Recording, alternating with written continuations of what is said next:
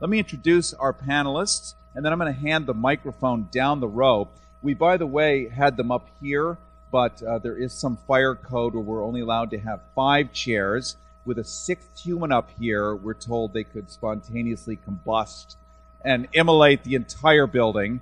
So prophylactically, I've asked them to put their fannies down on the riser there and promise not to burst into flame. So let's hope they behave. Let's first introduce, and not necessarily in order, but Dr. Theresa Dale. If you could put your hand up, Dr. Dale. She was studying in Europe at the time of the Chernobyl nuclear power plant meltdown, developed radiation sickness herself, and by using homeopathy remedies, she's actually completely recovered. Now, this is extraordinary when we look at Belarus, for instance, in that region. 20% we're now told of children are healthy. That means 80% are not. But she can correct that and certainly guide some thinking on this. But she has self-recovered and is going to tell you that that is not only possible but extremely probable. And she has some of those methods for that. Next is Dr. Sherry Tenpenny, known for her expertise in vaccines, also an authority on the benefit of the use of iodine, how to use it, how much to take, the deficiencies, what natural foods contain iodine, and how to use iodine properly to combat the current health crisis. Next to her, or not next to her, down here, is the attorney Jonathan Emord, and he recently won a case against the FDA's censorship of the benefits of selenium.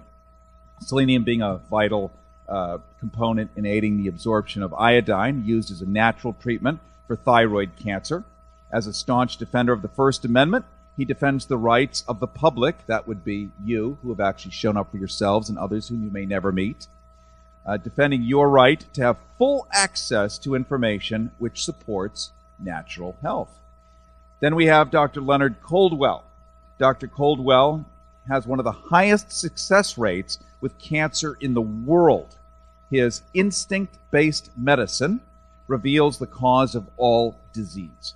His practical solutions to stress and emotions have provided tens of thousands of people with more than just hope. We're talking about real healing.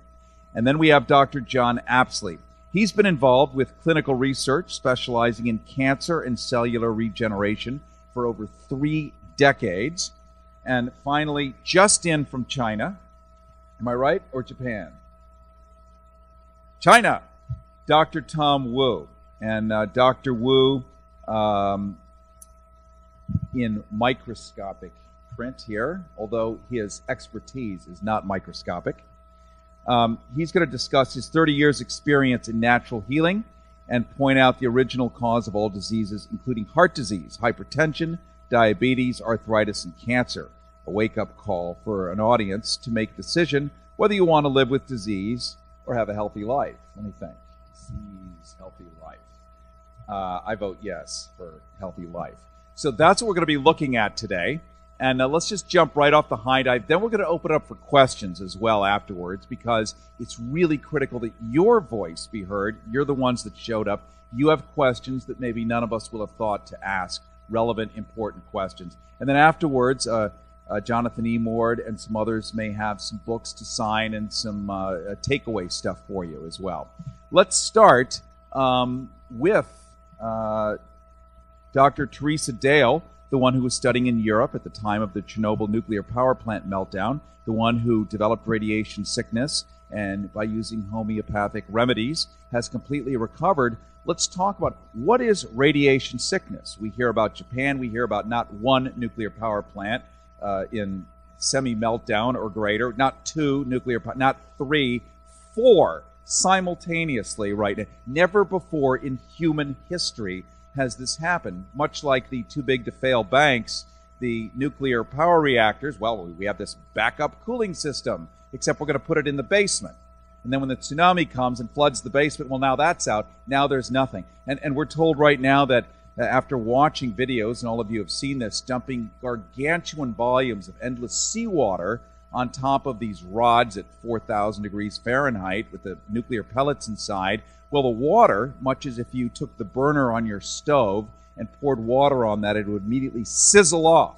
Well, it's salt water, so the salt remains. And now these rods are encased cocoon-like in salt. So any water added on top doesn't even cool anymore. So it's a medical experiment. This was never the engineer's plan. Nobody ever thought of anything. They're just making it up as they go. And we've got many, many humans, we don't even know how many yet, exposed to something you, Dr. Dale, not only survived, but you're now flourishing. Can you tell us a little bit about what is this stuff? If you have a microphone, okay. We could play by the rules. Thank you. Well, you can see I've never lost my sense of humor. So I was in Europe studying, and in the south of France at a conference, and I was getting sicker and sicker, and my knees were swollen so where I could not stand up or sit down without excruciating pain. My hair started falling out, and I felt like I was getting the flu, and very I had a fever, I had cough, I had all of these symptoms, and I didn't know what it was at first because they didn't announce it when it blew up in France because they didn't want to hurt the tourist trade. And I'm telling you that for a reason, so you may not be hearing everything accurately, the truth about what's going on. When they say this is sort of like a 3 Mile Island, well, it's sort of not like a 3 Mile Island. It's a lot more, and it could be like a couple of Chernobyls, okay? And for, the thing that I did was to try to escape the vicinity, to get out of France, Germany, and then I went to Switzerland because I knew that they reported accurately. They're very anal retentive. I'm part Swiss, so I can say that. They're very anal retentive, and they announced every 15 minutes how many rads were on the Alp on top and how many were on the ground. They told you don't eat the food, don't drink the water, only bottled water, don't eat dairy products. And they told the citizens the truth. And I thought that was going on all over the world, but I was very naive. Okay, so then I said, okay, there's a homeopathic school in South Africa, and I had planned to go there and went down to South Africa, and they were all complaining about the radiation. It travels. It travels. And when they say, oh, there's a 50-mile limit, like the radiation is going to stop at that 50 miles. And this is absurd. Absurd. So I was at least 200 miles from it. At least 200 miles from it, okay? So we have to know that if there's air, if there's an airstream, it's going to travel. And yesterday afternoon at 12:30, I was listening to CNN for a couple of minutes, and they announced that they had tracked radiation in Oregon and Colorado, okay? And it had only a couple of minutes on that seemingly unimportant thing, So, but they did say that. So you can be sure that it's here. Now, what you don't want to do is panic. And what you want to understand is radiation affects more than your thyroid. Okay, people think, oh, it's just thyroid. It's not thyroid. It's your liver. It's your entire body. But I can tell you that if you listen to me very carefully when I say this, that your intention, your emotion, your positivity will make your immune systems really strong.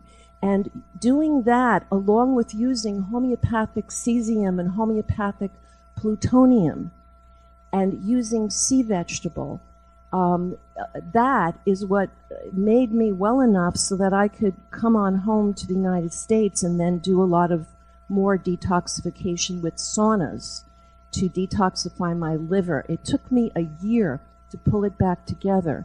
And I believe I did it because not only of the homeopathic remedies and the things I use, but because my attitude is that I can cure anything in myself. It's my body. If I don't know how to do it, who's going to know how to do it? So within you, you have that power to know exactly what to do if you listen to it. So it was everyone was getting ill there, and it was something that people didn't know how to deal with, but they did natural things. A lot of people did homeopathy at the time. Do I ask questions if anyone has a question? Okay.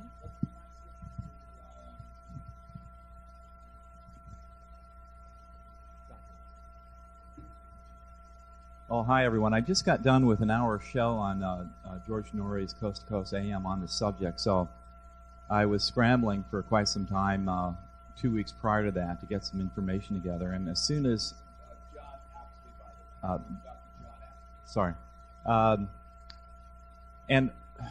I started getting into this back in the late 70s when I started looking at how tissues regenerate and what we need to know in order to know what type of things to take is that if it's done properly with you guys at home, you can use this as an event to help you to, as in Dr. Dale's case, to reverse some of your very own aging process. Here's what happens.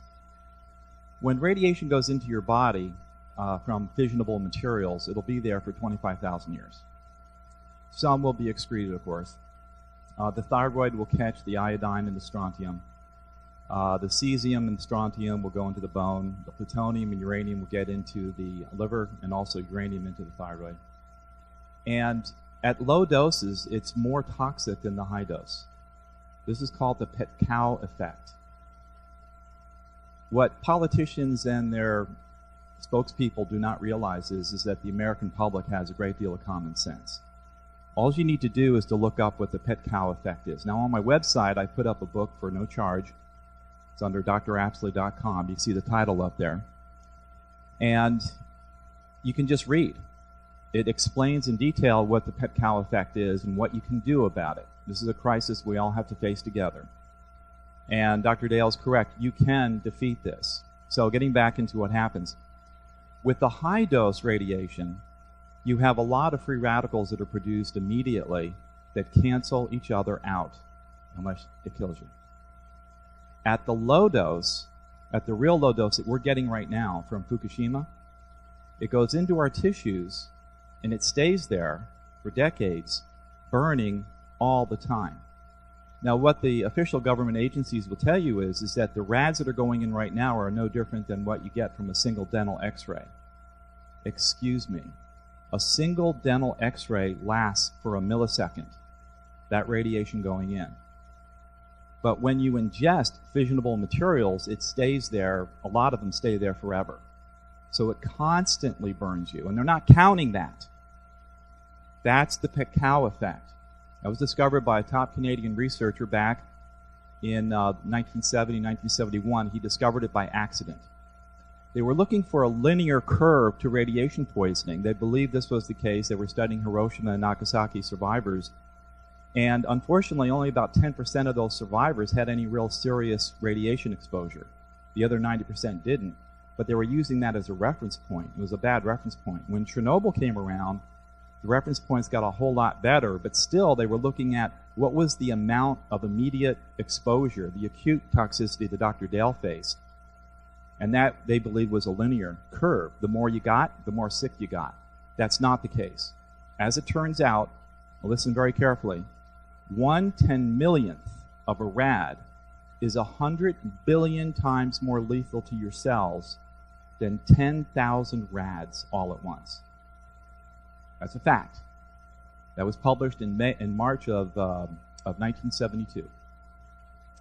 Now, 400 rads is lethal. But in tissue studies and in animal studies, when you expose them to extremely short time periods of 10,000 rads, they do survive. And you can measure the damage.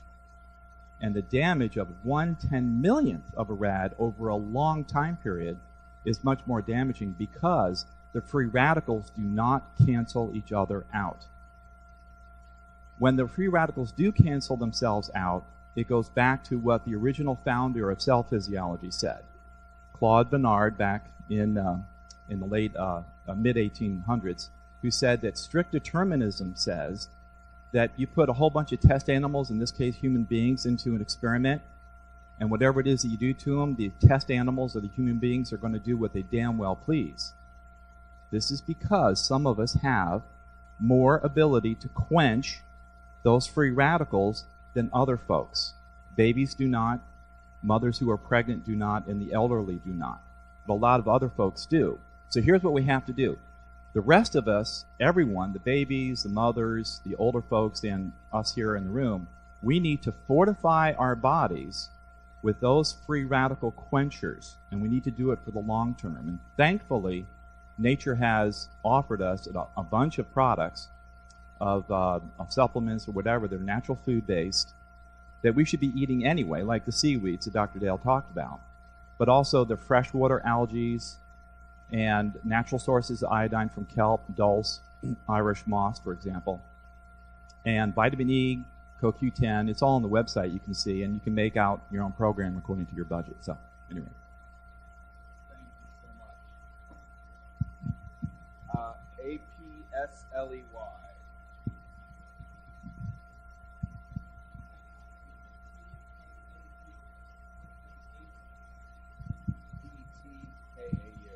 We'll say hi now to Attorney Jonathan E. Ward.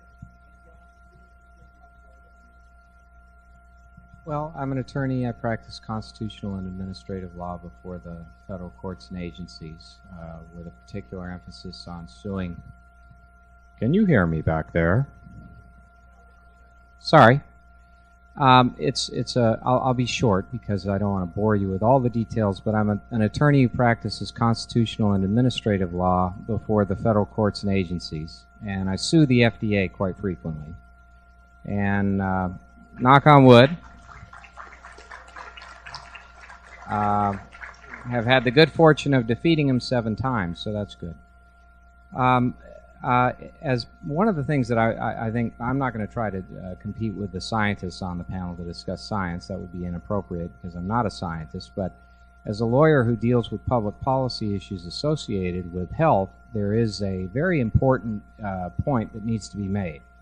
And that is that the design and structure of the Japanese plant that suffered this meltdown, or seems to be suffering a meltdown, is comparable to several plants here in the United States. And a recent study by MSNBC, actually, gathering together U.S. Geological Survey data, the most recent data, shows that there are at least some 10 plants in the United States that are at much higher risk of a similar happenstance than was previously thought. At the time of their construction, it was unknown that there were certain fault lines that were near these plants. The recent U.S. Geological Survey data exposed those fault lines, and now they've done a recalculation of the risk. And I think it's rather extraordinary when you think about the fact that this is happening in Japan, and there's a diminution effect to some degree. You're not in the immediate radiation zone. There's 1/100,000th of an increase in the quantitative amount of radioactive material being introduced to your body, possibly. So it's not like you're going to immediately keel over. Using antioxidants, these other things are things that I repeatedly hear about, and using potassium iodide as a preventive at the right dose level to avoid causing hypothyroidism is a good thing. One little thing about the science on potassium iodide from a non-scientist. The reason why potassium iodide is an important thing as part of the overall regimen is that the thyroid just consumes iodine, and radioactive iodine is a common byproduct in a contaminated area. And as a consequence, when radioactive iodine fills the thyroid, you're in trouble. You'll have thyroid problems, and you may get thyroid cancer. So to reduce the absorption of the radioactive iodine, you ingest that is potassium iodide, and you fill the thyroid with iodine that is a healthy source, and that diminishes the uptake of radioactive iodine. It's not going to save your organs, as mentioned here, from radioactive harm from radiation. But let me just tell you the plants, so you know, that are among the top 10 riskiest plants here in the United States based on the survey data. And you might want to check to see whether you live near these. Okay. So 3 Mile Island, Middletown, Pennsylvania, not a surprise. The new risk estimate is 1 in 25,000 compared to an old risk estimate of 1 in 45,000. Now, by lotto terms, I mean, you really want to play this game. But by nuclear risk terms, you really don't want to play this game. But it shows you that the change in the calculated risk associated with residing in a location near these plants, and ultimately for all of us, because as you see, these plants are all over the country. So the second one is the Diablo Canyon 1 and 2 plants in Avila Beach, California. So we're probably near that right now. I don't know. The new risk estimate is 1 in 23,810. There it was no old risk estimate. The Oconee, the Oconee 1, 2, and 3 plants in Seneca, South Carolina. The new risk estimate is 1 in 23,256. The old estimate was 1 in 100,000. And the North Anna 1 and 2 plants in Louisa, Virginia. That's near me. The new risk estimate is 1 in 22,727. The old one was 1 in 31,250. St. Lucie 1 and 2, Jensen Beach, Florida. New risk estimate is 1 in 21,739. The old risk estimate was, or there was no old risk estimate. Beaver Valley 1, Shippingport, Pennsylvania. The new risk estimate is 1 in 20. Excuse me, sorry. The new risk estimate is 1 in 20,000. Seeing if you're awake. The new risk estimate is 1 in 20,833, and the old one was 1 in 76,923. So they have a sorry situation there. And Sequoia 1 and 2, Saudi Daisy, Tennessee. The new risk estimate is 1 in 19,608. The old one was 1 in 102,041. Limerick 1 and 2, Limerick, Pennsylvania. The new risk estimate is 1 in 18,868. The old one was 1 in 45,455. Plymouth 1, Plymouth, Massachusetts. New risk estimate 1 in 14,493. The old one was 1 in 125,000. Indian Point 3, Buchanan, New York. 1 in 10,000 is the new risk, and the old one was 1 in 17,241. This is important because for many reasons. I mean, this now means that these plants pose what I think we should regard as an unacceptable risk. All plants pose a degree of risk that's unacceptable because spent fuel rods, no one knows what to do with these things, and so you just keep them underwater or keep them in some containment vehicle in the hopes that there's not going to be a catastrophe that is going to result in a breach of these containment vessels. So there's an inherent problem with nuclear power. But in these areas, my goodness, there needs to be action taken at a minimum to construct adequate external containment for these plants, adequate in the sense of at least diminishing the present risk of a breach. And these plants that I mentioned are of no greater, roughly speaking, no greater degree of safety than the one in Japan. Albeit Japan suffered an extraordinary event. Extraordinary events are things that we can't predict, but we do know, based on the best risk estimate data available, that these plants are at a much higher rate of risk. Yeah. Thank you so much. Let's hear now from Dr. Leonard Coldwell. He's has one of the highest success rates with cancer in the world. His instinct-based medicine reveals the cause of all disease, practical solutions to stress and emotions, provided tens of thousands of people with more than just hope. We can pass this down. Thank you very much.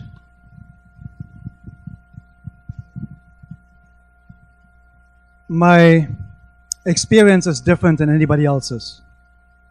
When I was 12 years old, they told my mom she has to die of liver cancer in a terminal stage. and she has 6 months to a maximum of 2 years to live. All seven siblings of my mom had cancer. My grandmother died of cancer, my father died of cancer, my stepfather died of cancer, my grandfather died of cancer, and my grandfather from the other side of the family died of cancer. I had more knowledge about cancer at the age of 14 than any human being on earth will ever have. Most of all, I had more knowledge about what effect cancer has on the family members and the loved ones. Today, my mom, over 35 years later, is still alive and 100% healthy with a 100% liver. Let me tell you something about radiation and cancer. I personally been X-rayed about 400 to 500 times in my life. My mom has been X-rayed in 11 months 900 times. And nearly all the cancer patients, I dealt with 35,000 cancer patients, and I still have, based on 2 independent studies done, a cancer cure rate of 92.3%. I've never lost a patient that has not been murdered, pre-murdered by the medical profession before they came to me. I have a 100% cure rate in my estimation of cancer patients that have not been radiated to death or poisoned to death by chemotherapy or cut to death by ongoing surgery. Every cancer is curable in a couple of hours to 2 to 16 weeks. Every cancer. And if you want to know how this works, I speak at 4 o'clock today to that issue. But when we come to a simple fact I uncovered, that it is your energy level that keeps you healthy. I'm not diminishing in any way, shape, or form what my esteemed colleagues are saying here. And of course, spirulina is flushing out a lot of these radioactive elements and miso soup and so on and so on. But Dr. Dale's website has all the information you really need about that. And I really trust her and her approach for that part. But I'm coming from a completely different angle. I'm coming from the point that I have seen people being bitten by snakes, by poisonous snakes on purpose, and they did not get, in any way, shape, or form, an antidote. They concentrated, focused, meditated, and 20 minutes later they got up and they were fine. And we have done this in the presence of MDs and scientists and so on. Everything, ladies and gentlemen, is vibration and frequency, nothing else. So I do not believe in any physical thing, and I do not believe in any doctor that tells you any hypothetical thing. If you do this, it should work out that way. I don't care. Where are your results? Where are your cured patients? We are here with a panel that have done things, we have produced things, we have shown results. Dr. Dale is the best example for that. I have had personally nearly every kind of illness you can come up with. And I overcame it myself. And if you would read my bio, you would not believe it. You would think he took 100 people that he knew about, put it all together in one book. No, I've been there. And that's the reason why I can help. Because I have done it myself, and I would never ever want to go to a dentist that didn't have a toothache before. They have no idea what they do to you. Just open your mouth 5 inches further. Twist your head completely to the right. And there we go. With a drill. No, ladies and gentlemen, there's always hope. Of course, you need to detoxify your system. And of course, you need to do the things that my esteemed colleagues are telling you or told you. But ladies and gentlemen, it's all in your head. I figured it out very, very young when I was 8 years old. I always had tonsillitis, so often that I had 4 tonsils instead of 2. So they wanted to take them out. So I go there, and they said, no, he has the tonsillitis again. It's all inflamed. We cannot do surgery. And I'm thinking, wow, if it's inflamed, you cannot do surgery? That's very interesting. From that day on, every time I had an appointment to get my tonsils taken out, I had that tonsillitis. So I could do it just like that. And later I figured, in experiments we did, that the body can produce, in certain states of minds, something like a burning blister without anything really happens. You just lie to the mind and say, here's a burning piece of coal. You put it on your hand and you get burned. And there is the burning blister. And we can reproduce this all the time. I have videos, now back then it was not videos, it was Super 8 and everything that came later, of tumors the size of a fist disappearing in seconds under ultrasound. We know we flush cervical cancer with sodium bicarbonate and it's gone in 3 minutes. So what's the problem? There is no problem. As long as you don't believe that there's a problem. And I'm coming from a completely different point of view. If you don't let them scare you, a very smart doctor said once, if you don't know how an illness happens and how it functions, you cannot get it. You have to know how it works first to be able to get it. And every of my colleagues in medical school know, when we went to school, every single illness and symptom we just studied, we got. So it's so important that you do not even let it into your mind. It is so important that you get up in the morning and you are the best you can be. Of course you drink a gallon of water a day and you have sea salt with it, or pink salt, Himalayan salt. And of course you do the right thing. You eat some reishi mushrooms and you do regular detoxification. That's all fine and good. And you drink a lot of fresh juice. But all of this is only 14% of your health. Because 86% of all doctor visits and illness are caused by stress. 86%. That's a clinical fact. Of all doctor visits are related to stress. Of all illness are related to stress. So the more they scare you about the economy, the more your immune system goes down. The easier you get something horrible and you don't have the time to flush it out. So just get my stress reduction CDs so that you have the time to go to Dr. Deer's website and get repaired by her homeopathic remedies. So it's drleonardcoldwell.com. We don't do advertisement here. But when we are all looking into the day with more enthusiasm, nobody can get the flu or the cold that is excited and motivated and positive and upbeat. You have to be worn out and tired and dragged down to even get the cold or the flu. You will never see anybody that's completely motivated and up there in this energy level getting the cold or flu. It's not possible because illness is based on lack of energy. And lack of energy is based on mental and emotional stress. Living in constant worries, doubts, and fears, lack of self-love, lack of self-respect, lack of hope. So that's the only reason why I'm here today, is just give you hope. So hope a lot. All right, thank you.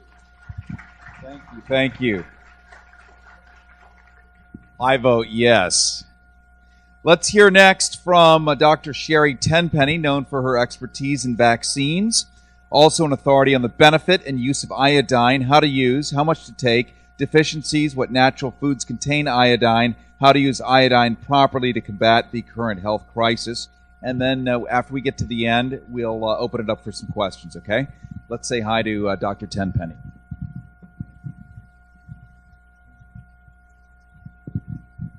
I was going to say good afternoon, but it's still good morning, so it's still just a little before noon. I come from a little bit different perspective like Dr. Coldwell does too. I sort of came up with this idea for this panel as soon as all this stuff was happening. I contacted the Health Freedom Expo to Ronnie Ambrister, who I know all the panelists know and most people do, and said, the people in California are the ones that are going to take the first hit from this, and I'm sure there's going to be a lot of interest in what's happening with this whole iodine thing.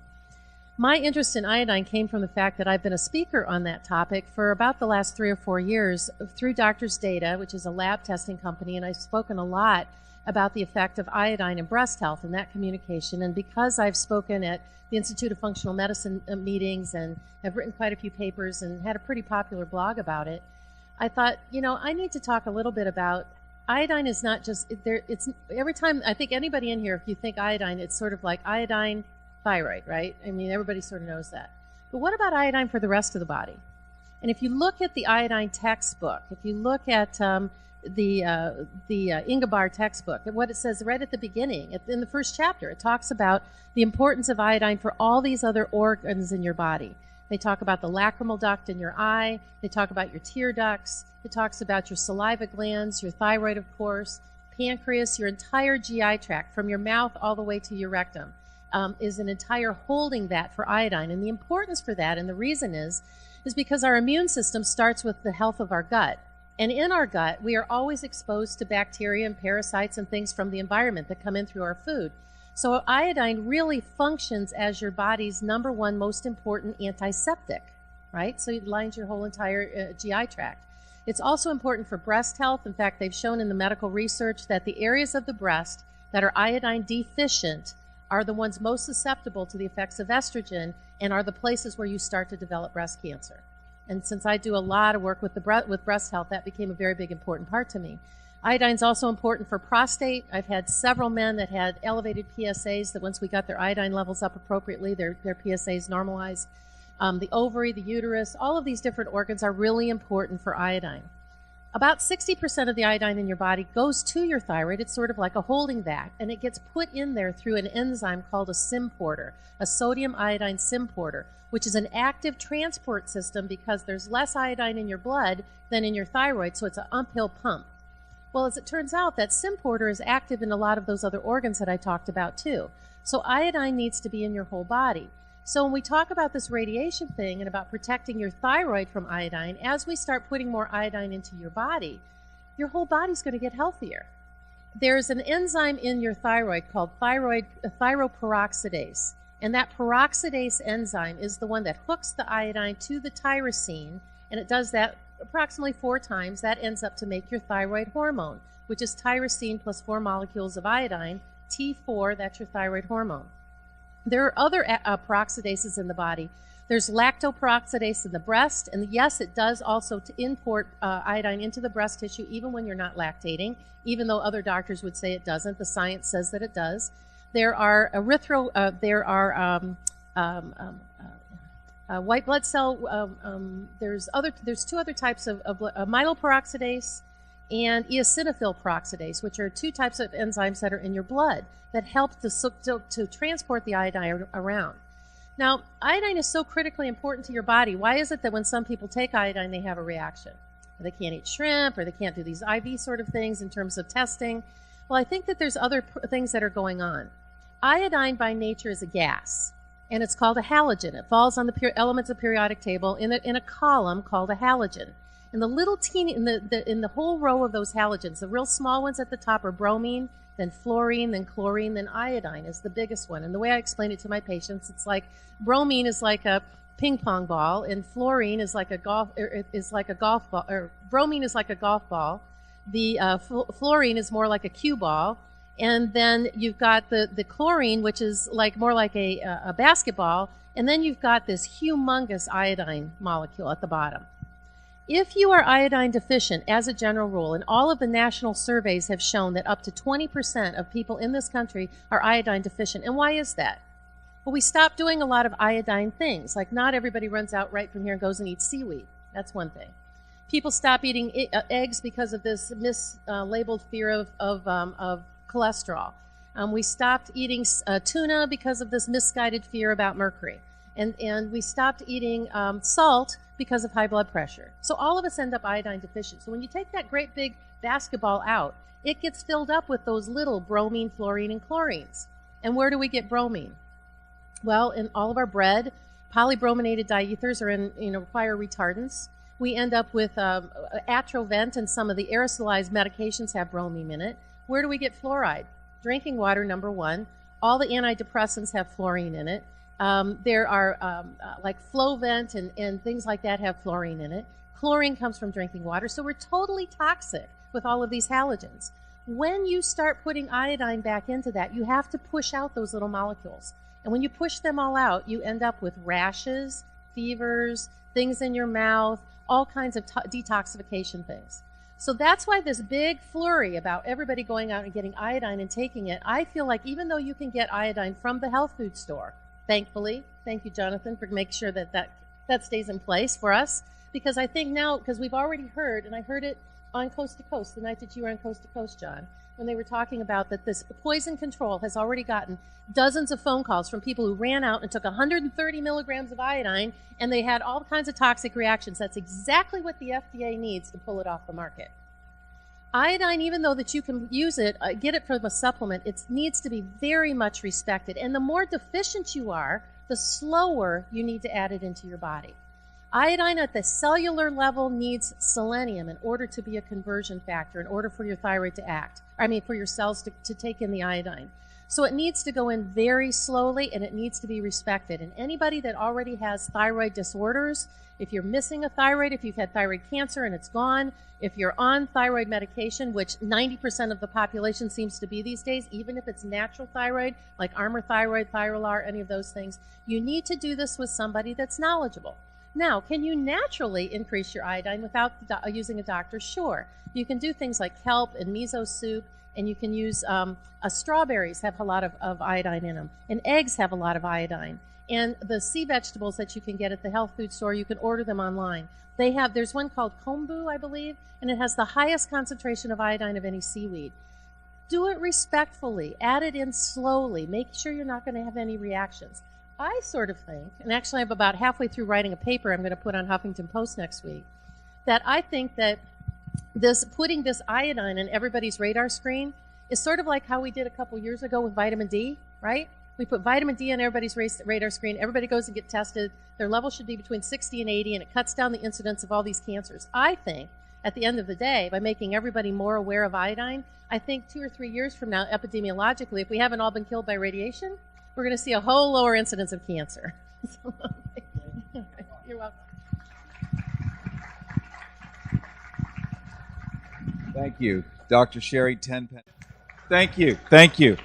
And we will answer that, actually. I was going to give a talk at noon, but I'm going to stay here instead because this is vitally important and it needs to breathe and really get some good coverage. We were going to actually cover a lot of those things too, so we're going to stay here. I just am going to read something quickly from the EPA, and then you guys can address it because it is the very thing we're talking about. It's coming here, whatever it is, and is that relevant or not relevant? And according to the EPA, don't worry. By the way, I interviewed Dr. Kleiman at Columbia University over the weekend to find out what their official take was on all of this. And he's a radiological expert. And he believes that it's completely a non-issue as well, that minute doses, given the length of time it takes to get here, it disperses, much as if you're standing on the Empire State Building, drop a bucket of water on somebody on the ground. By the time the water gets there, it probably won't hit that person. It will have been blown around. So it was his opinion, don't worry about it. He also said that basically give iodine or potassium iodide to adolescents and children over the age of 20, not necessary. A lot of this might be conflicting with our panelists here, and this is why I think it's important to discuss. Because if you're watching CNN, MSNBC, Good Morning America, you've got 1,000 different pieces of information coming out. So this is what the EPA is saying as of today. They're saying that radiation monitors continue to confirm that no radiation levels of concern have reached the United States. They say that radiation levels detected on the filters from California and Washington monitors are millions of times below levels of concern. In a typical day, Americans receive doses of radiation from natural sources like rocks, bricks, the sun, about 100,000 times higher than what we've detected coming from Japan. For example, the levels we're seeing coming from Japan are 100,000 times lower than what you get from taking a round-trip international flight.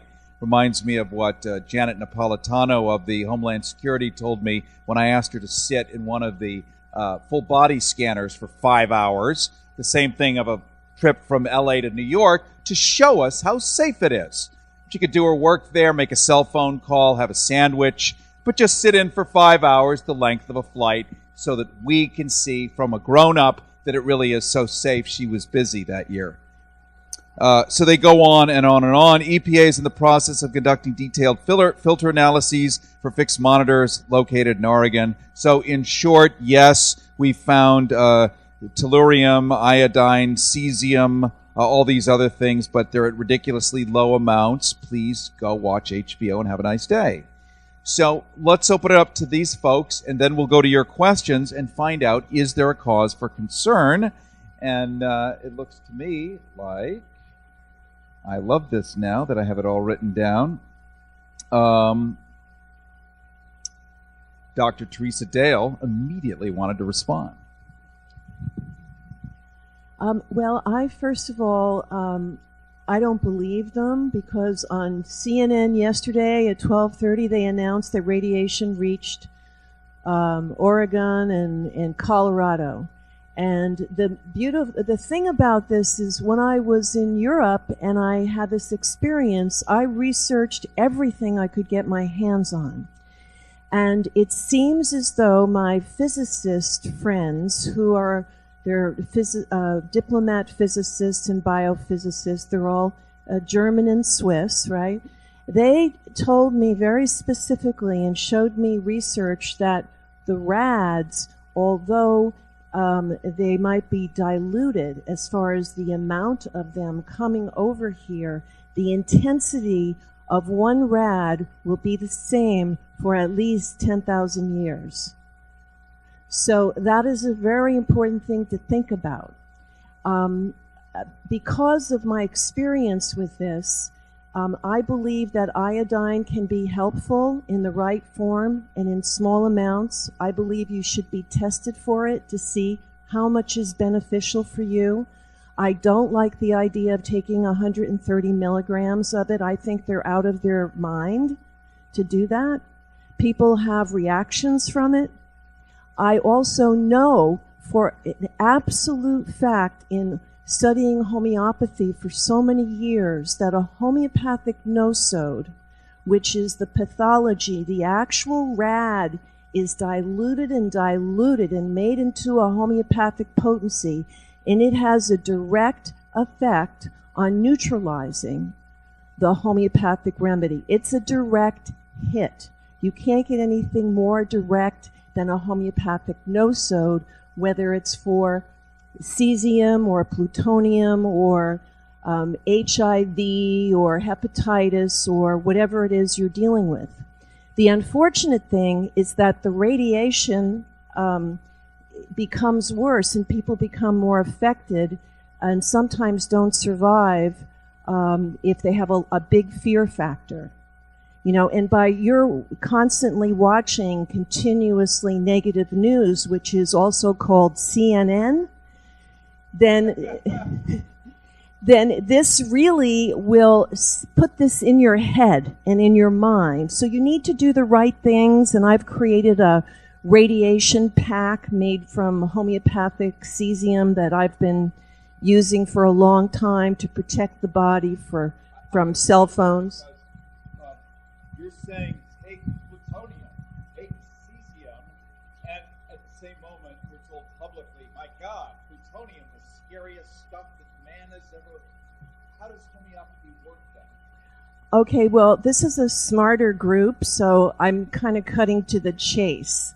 But I will tell you, it's a very good question, and that is they take the original formula, whatever it is they were working with, whether it's a drug, prednisone, or whatever it is. You start with the original thing, and then you dilute it in 1 to 99 drops of alcohol to water, and you dilute it, and you create a mother tincture first, and then you dilute it, and then you take 1 drop of that mixture and you dilute it in a huge amount of the other next solution, and you keep diluting it so there's only the memory or the imprint left.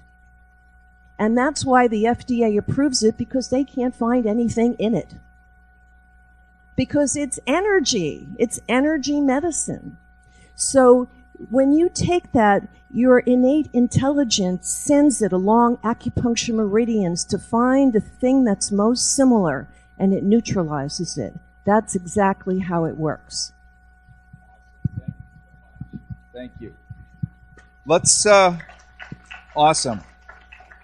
By the way, the talk that I was doing at noon, bunch of people have shown up. So after this, we'd love to talk to you about